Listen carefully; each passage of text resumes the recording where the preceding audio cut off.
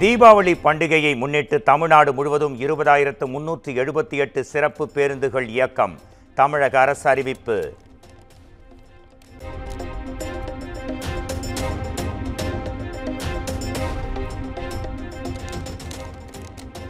அரசு பொதுத்துறை பணியாளர்களுக்கு 20% தீபாவளி போனஸ் அறிவிப்பு. 2,60,339 பேருக்கு 376 கோடி ரூபாய் போனஸ் வழங்க முதலமைச்சர் ஸ்டாலின் உத்தரவு.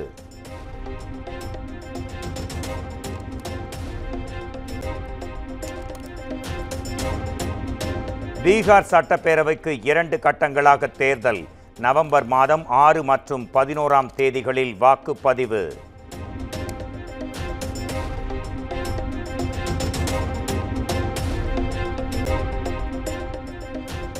பீகார் சட்டப்பேரவை தேர்தலில் பதிவாகும் வாக்குகள் நவம்பர் மாதம் 14ஆம் தேதி எண்ணப்படும். தலைமை தேர்தல் ஆணையர் அதிகாரப்பூர்வ அறிவிப்பு.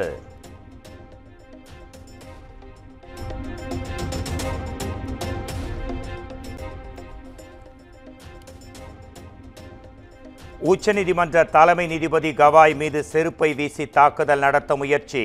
வழக்கறிஞரை பிடித்து போலீஸ் விசாரணை.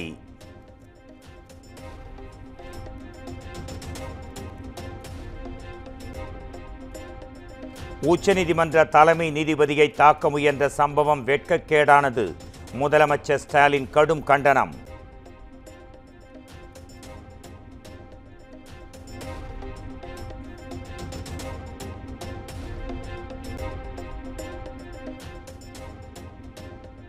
மருத்துவமனைகளில் கிட்னி முறைகேடு வழக்கில் நீதிமன்றம் உத்தரவிட்டும் இதுவரை விசாரணை தொடங்காதது ஏன்? திமுக அரசுக்கு அதிமுக பொதுச் செயலாளர் எடப்பாடி பழனிசாமி கேள்வி.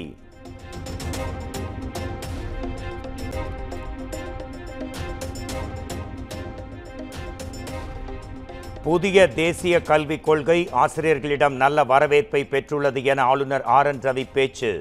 செயற்கை நுண்ணறிவு பற்றி அறிந்து கொண்டால்தான் புதிய சிந்தனையும் அறிவும் கிடைக்கும் எனவும் வலியுறுத்தல்.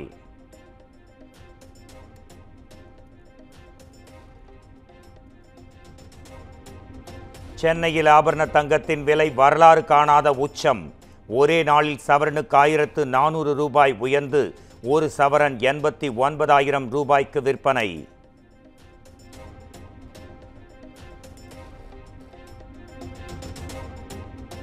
பாமக நிறுவனர் ராமதாஸை மருத்துவமனையில் சந்தித்து நலம் விசாரித்தார் முதலமைச்சர் ஸ்டாலின். மதிமுக பொதுச் செயலாளர் வைகோவையும் சந்தித்து நலம் விசாரித்தார்.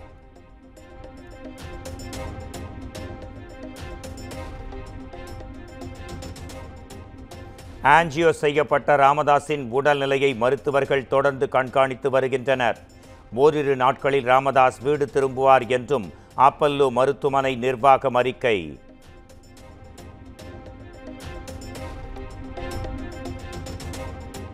சென்னை அப்பல்லோ மருத்துவமனையில் சிகிச்சை பெறும் ராமதாஸுடன் எடப்பாடி பழனிசாமி சந்திப்பு. ராமதாஸின் உடல் நலம் மற்றும் சிகிச்சைகள் குறித்து கேட்டறிந்தார்.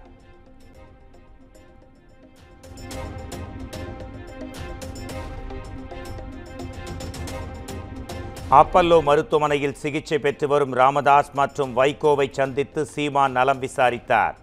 சிகிச்சைக்கு பின் இருவரும் நலமுடன் இருப்பதாக சீமான் பேட்டி.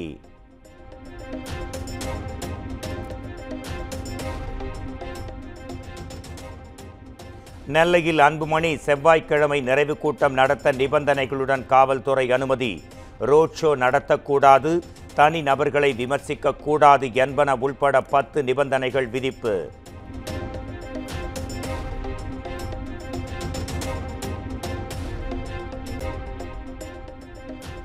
சென்னை தலைமைச் செயலகத்தில் பல்வேறு துறைகளின் கீழ் முடிவுற்ற திட்டங்களை முதலமைச்சர் ஸ்டாலின் தொடங்கி வைத்தார்.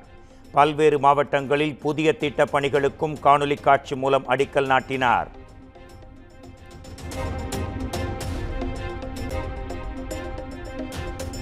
செந்தில் பாலாஜி மீதான பண மோசடி வழக்குகளை ஏன் டெல்லிக்கு மாற்றக்கூடாது? தமிழ்நாடு அரசுக்கு உச்சநீதிமன்றம் கேள்வி.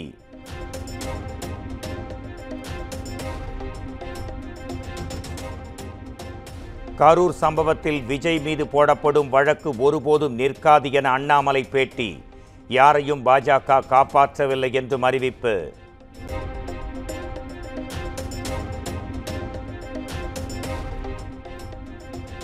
கரூர் துயரச் சம்பவம் தொடர்பாக நீதிபதிகளின் தீர்ப்பு குறித்து அவதூறு பரப்பியதாக 3 பேர் கைது.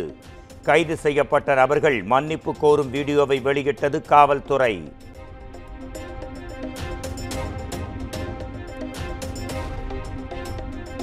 நீதிபதி குறித்து சமூக வலைதளங்களில் அவதூறு பரப்பி அதிமுக நிர்வாகி உள்பட 3 பேர் கைது. 17ஆம் தேதி வரை நீதிமன்ற காவலில் சிறையில் அடைக்க சைதாப்பேட்டை நீதிமன்றம் உத்தரவு.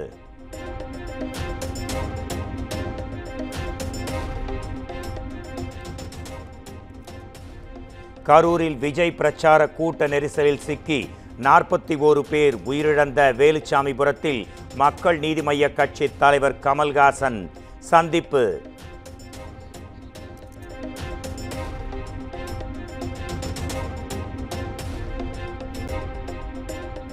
பாதிக்கப்பட்டவர்களின் குடும்பத்தினரை நேரில் சந்தித்து ஆறுதல் கூறினார்.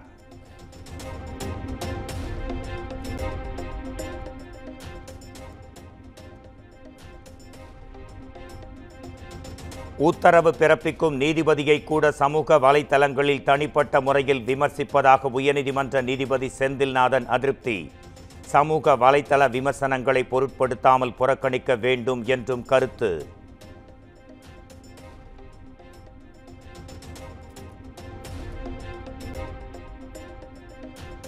சென்னை கோயம்பேடு தனியார் விடுதியில் 15 வயது சிறுமியை அடைத்து பாலியல் வன்கொடுமை செய்த வழக்கு. தலைமறைவாக இருந்த உளுந்தை முன்னாள் ஊராட்சி மன்ற தலைவர் மற்றும் துணை நடிகர் கைது.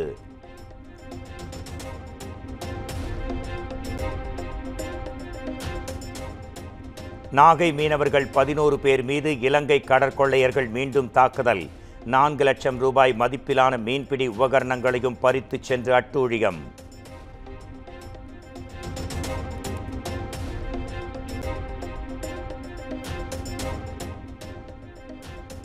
சமையற் கலைஞர் மாதம்பட்டி ரங்கராஜ் குறித்த அவதூறு கருத்துக்களை தெரிவிக்க ஜாய் கிறிசில்டாவுக்கு தடையில்லை. மாதம்பட்டி ரங்கராஜ் தொடுத்த வழக்கில் ஜாய் கிறிசில்டா 22ஆம் தேதிக்குள் பதிலளிக்கவும் சென்னை உயர்நீதிமன்றம் உத்தரவு.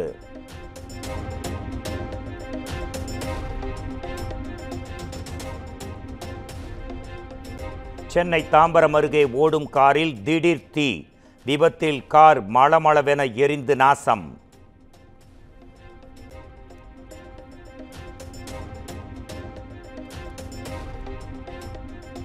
சென்னையில் காரில் கஞ்சாவுடன் பாஜக நிர்வாகியின் மகன் அதிரடி கைது.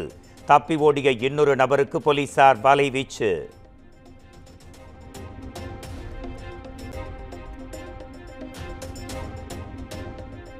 மேற்கு வங்கத்தில் பாஜக எம்பியின் மீது கொடூர தாக்குதல். வெள்ளம் பாதித்த இடங்களில் நிவாரணம் வழங்கிய போது மண்டை உடைந்தது.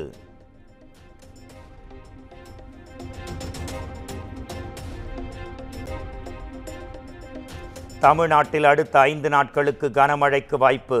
சென்னை வானிலை ஆய்வு மையம் எச்சரிக்கை.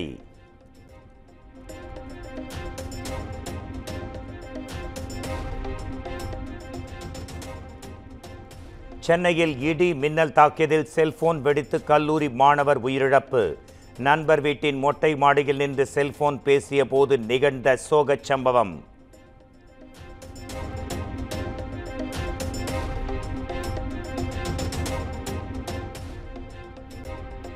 அமெரிக்காவைச் சேர்ந்த மேரி பிரான்கோ, ஃப்ரெட் ராம்ஸ்டெல் மற்றும் ஜப்பானைச் சேர்ந்த ஷிமோன் சகாகுச்சி ஆகியோருக்கு நொபேல் பரிசு அறிவிப்பு.